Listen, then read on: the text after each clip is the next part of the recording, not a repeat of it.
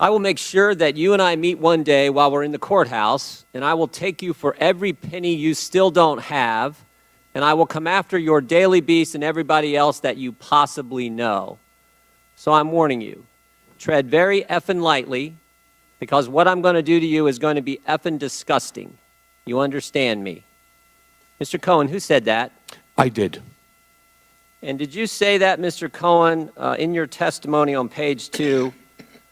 You said you did things for Mr. Trump in an effort to protect him.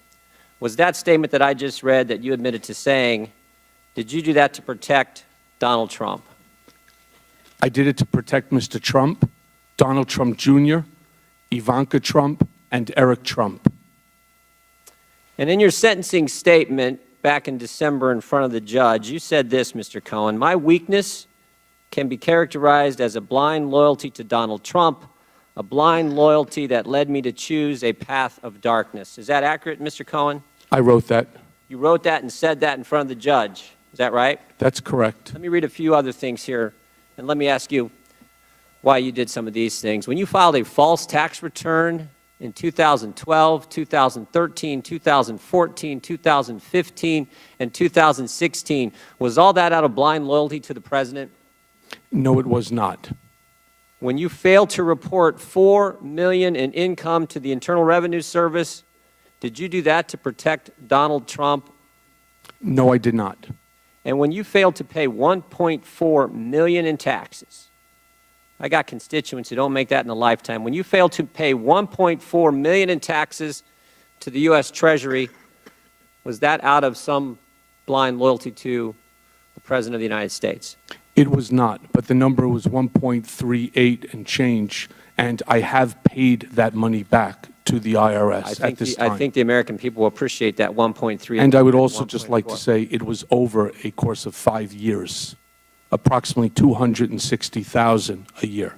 Yeah, and that's what I said, 2012, 2013, 2014, 2015, that's 5 years. Yes. Got it. When you made false statements to financial institutions concerning a home equity line of credit, taxi medallions, and your Park Avenue apartment in 2013, 2014, and 2015, and you pled guilty to making those false statements to those banks, was that all done to protect the president? No, it was not.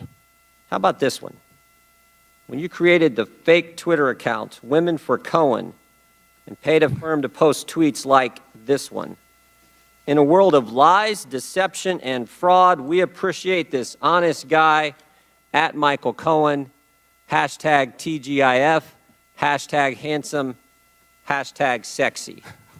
Was that done to protect the president? Mr. Jordan, I didn't actually set that up. It was done by a young lady that worked for Red Finch, and during the course of the campaign, which you would know gets somewhat crazy and wild, we were having fun. That's what it was, sir. We were having fun. Was it done to protect the president? That was not done to protect the president. Was it a fake Twitter account?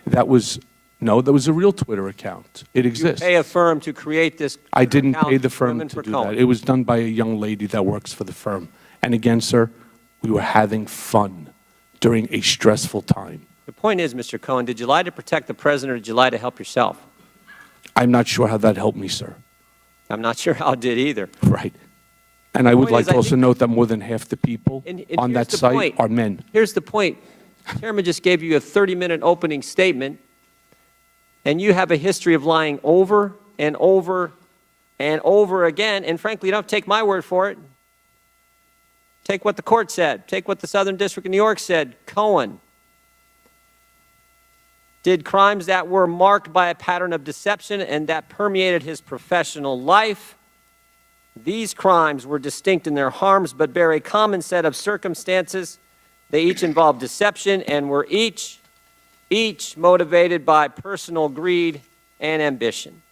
A pattern of deception for personal greed and ambition, and you just got 30 minutes of an opening statement where you trashed the President of the United States of America. Mr. Cohen, how long did you work for Donald Trump? Approximately a decade.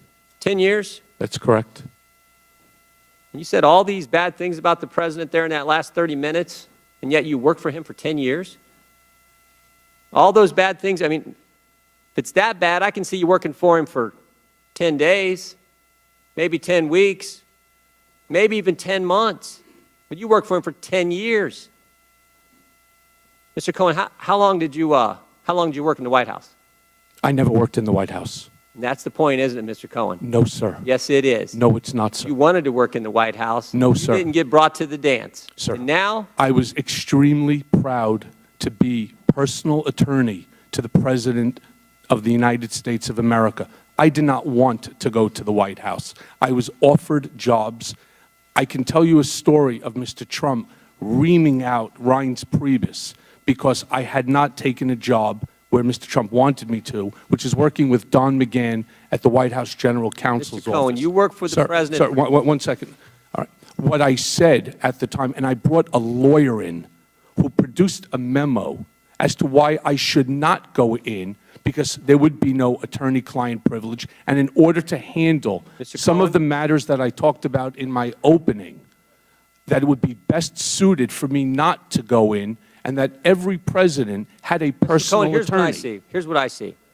I see a guy who worked for 10 years and is here trashing the guy he worked for 10 years, didn't get a job in the White House, and now you're behaving just like everyone else who's got fired or didn't get the job they wanted, like Andy McCabe, like James Comey, same kind of selfish motivation after you don't get the thing you want. That's what I see here today, and I think that's what the American people. Mr. Jordan, all I wanted was what I got, to be personal attorney to the President, to enjoy the senior year of my son in high school and waiting for my daughter, who's graduating from college, to come back to New York. I got exactly what I want. Exactly what you want? What I wanted. That's right. Gentlemen, I received exactly what I wanted. Gentlemen's time has expired.